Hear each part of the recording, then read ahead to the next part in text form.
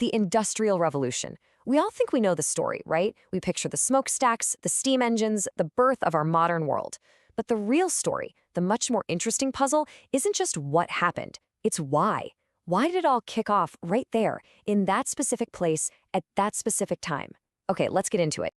I mean, you see these iconic images of factories and sprawling industrial cities, and you just know they changed everything. But why 18th century Britain? Seriously, why not France or the Netherlands or even China? For centuries, people have argued about this, pointing to politics or culture or some special British genius. But what if the answer is way simpler? What if it was really all just about the money? So here's how we're going to crack this case. We're going to be like economic detectives. First, we'll set the scene. Then we'll dig into the two biggest clues, wages and energy prices.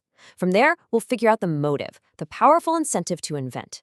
We'll look at the tools of the trade, the machines themselves. Then we'll see the massive impact this had on people's lives. And finally, we'll track how this whole revolution broke out of Britain and took over the world. So let's get back to our central mystery. Why Britain? It wasn't because of some lucky break or a sudden burst of brilliant ideas. The real answer is way more logical and honestly a lot more interesting. You know, according to the economic historian Robert C. Allen, the Industrial Revolution was basically a direct, rational response to Britain's one-of-a-kind economic situation. British inventors weren't just daydreaming and stumbling upon these world-changing machines. No, they were actively trying to solve a very specific, very British problem. And to really get what that problem was, we have to look at the numbers. Specifically, the two things that matter most to any business: what you pay your workers and what you pay for power. And this is where 18th century Britain was, well, kind of weird. Now, check this out. What's so wild about this chart is how things just split apart. For ages, what a worker earned was pretty much the same across Europe. But then, starting in the 1600s, things in London go crazy. Thanks to a booming trade empire, London wages just take off, leaving cities like Vienna, Florence, and even major hubs like Delhi and Beijing in the dust. Britain suddenly became a really high-wage place to do business. So if you're a business owner, paying high wages is a major headache. You've got to find a way to cut costs somewhere else just to stay afloat. And lucky for them, in Britain, there was one resource that was just dirt cheap. And this chart says it all. It shows you the cost of labor compared to the cost of energy. Now look way over at Beijing. Labor is super cheap compared to energy. But then look at London, and especially Newcastle, which was sitting right on top of huge coal fields. The whole situation is flipped on its head. Labor was incredibly expensive compared to the cost of coal. Just how big a deal was this? Well, think about it like this. The financial push for a factory owner in Newcastle to figure out how to replace a pricey worker with cheap coal power was more than 20 times stronger than for a factory owner in Beijing. That's not just a small difference, that's a massive, overwhelming incentive. Okay, so we have our clues: sky-high wages and rock-bottom energy prices. So let's connect the dots and figure out the motive. How do these two things light the fuse of a revolution? Well, there's a concept for this, and economists call it induced invention. It's really just a fancy way of saying that inventions don't happen in a vacuum. People invent things to solve specific problems. And the biggest problem for British businesses at the time was the crazy high cost of labor. They had a huge financial reason to pour money into developing machines that could substitute cheap coal for expensive people. Yup, as the Nobel-winning economist Sir John Hicks put it, it's a natural spur to innovation. It's not really about some flash of genius. It's about profit.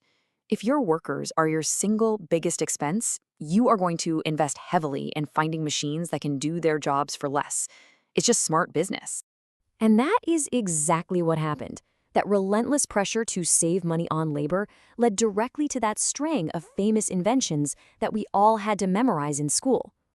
Just look at this incredible burst of creativity in the textile industry. The flying shuttle, the spinning jenny, the water frame, boom, boom, boom.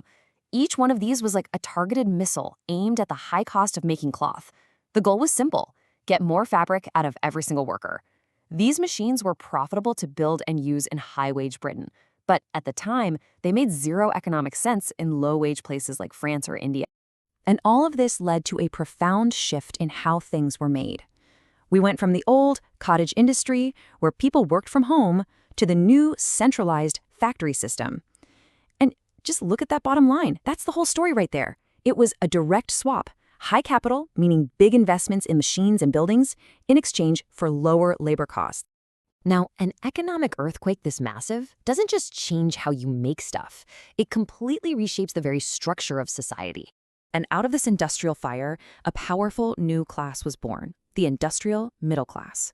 These were your factory owners, your clever inventors, your ambitious merchants, the guys who were running this new world. And for them, life was getting good.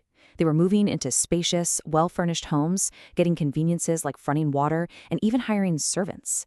And they really believed their success wasn't just luck. They believed it was a reward for their own grit and determination. But all this new wealth was built on the backs of a much, much larger group, the industrial working class. And their story was the complete opposite. They were the human parts in the new machines, the very labor that inventions were trying to make cheaper.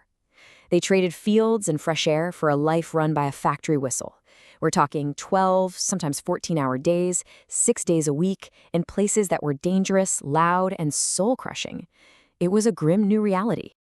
The factory system acted like a giant magnet, pulling millions of people from the countryside into the cities at a speed nobody had ever seen before. The populations of places like London and new industrial hubs like Manchester just exploded.